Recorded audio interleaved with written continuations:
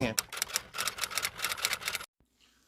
अस्सलाम वालेकुम दोस्तों, उम्मीद करता हूँ आप लोग खैरियत से होंगे। 4 काम आपको करने हैं अगर आपको कनाडा का वीज़ा चाहिए 2024 के अंदर। ये 4 काम आप कर लो और अगर आपको वीज़ा ना मिला तो फिर मुझे बताना कि आपने ये चारों काम किए और आपको वीज़ा नहीं मिला।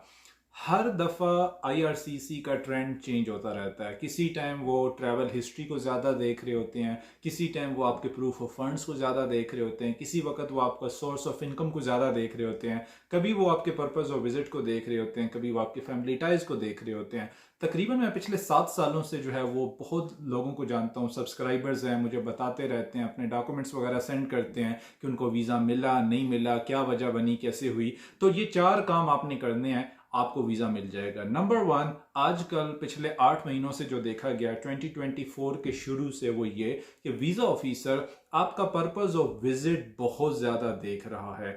अगर 100 बंदों की रिजेक्शन सेंड किए उन्होंने, तो उन 100 के 100 बंदों में पर्पस ऑफ विजिट का एक रीज़न था। पर्पस ऑफ विजिट का रीज़न अगर आपको आया है तो इसके 2 वजह हो सकती हैं। या तो ये कि आपका वीज़ा ऑटो रिफ्यूज़ल हुआ है, जिस पे हम एक पहले वीडियो बना चुके हैं कि आजकल बहुत ज़्यादा वीज़ाज ऑटो रिफ्यूज़ल्स हो रहे हैं जिसमें वो पर्पस ऑफ विजिट लगा देते हैं। तो ऑटो रिफ्यूज़ल का मैंने आपको हल बताया था कि क्या है, आपको जुडिशियल रिव्यू में जाना चाहिए। मैं एक बहुत अच्छे लॉयर को जानता हूँ जो जुडिशियल रिव्यू में आपकी हेल्प कर सकते हैं। अगर आपको हेल्प चाहिए तो नीचे में अपना नंबर है, आप मुझसे कॉन्टैक्ट कर सकते हैं। सो नंबर 1 जो है वो पर्पस ऑफ विजिट। आपका पर्पस ऑफ विजिट बड़ा स्ट्रॉन्ग होना चाहिए। अगर आपका पर्पस ऑफ विजिट स्ट्रॉन्ग नहीं है, आपका वीज़ा रिजेक्ट हो जाएगा।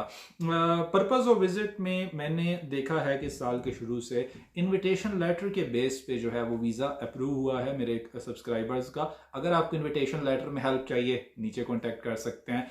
उसके अलावा होटल बुकिंग पे भी एक वीज़ा अप्रूव हुआ है, जिसकी मैंने अपनी वीडियो शेयर की थी पर्पस ऑफ विजिट में, जिसमें आपका ट्रैवल प्लान आ जाता है, आपका होटल बुकिंग है, आपकी रिटर्न टिकट है, आप एक एक दिन का हिसाब से बताते हो कि आप कहाँ पे जाओगे, क्या करोगे, और उसको प्रॉपरली आप जो है वो एक्सप्लेन करते हो। ये चीज़ पर्पस ऑफ विजिट को स्ट्रॉन्ग करती है। सो बाय द वे, आप इनविटेशन लेटर के बेस पे भी वीज़ा अप्लाई कर सकते हो और होटल बुकिंग के बेस पे भी कर सकते हो, जिससे आपका पर्पस ऑफ विजिट स्ट्रॉन्ग हो जाएगा। दूसरे नंबर पे फैमिली टाइज बहुत इंपॉर्टेंट है। इस साल के शुरू से यह देखा गया है कि वीजा ऑफिसर फैमिली टाइज को बहुत ज्यादा देख रहे हैं एज कंपेयर टू जिसमें वो पहले नहीं देखते थे।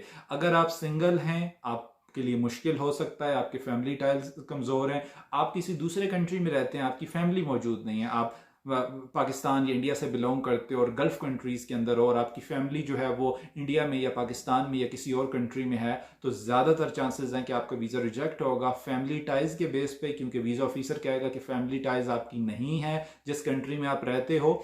तो ये 2 रीजंस हो सकते हैं, यानी कि या तो आप सिंगल हो, आपकी फैमिली बिल्कुल भी नहीं है, और फैमिली टाइज का मतलब है हस्बैंड, वाइफ और बच्चे। बाज़ औक़ात लोग ये समझते हैं कि मेरे अम्मी अब्बू भाई वगैरह वो सारे के सारे आ जाते हैं फैमिली में। बेशक वो आते हैं, लेकिन वीज़ा ऑफिसर जो देखना चाहता है वो ये देखना चाहता है कि आपकी वाइफ और आपके बच्चे आपके साथ रहते हैं या नहीं। उनको अगर आप छोड़ के आ रहे हो तो वीज़ा ऑफिसर ज़्यादा मानता है कि आप वापस जाओगे और आपको वीज़ा दे देते हैं। तीसरे नंबर पर प्रूफ ऑफ फंड्स।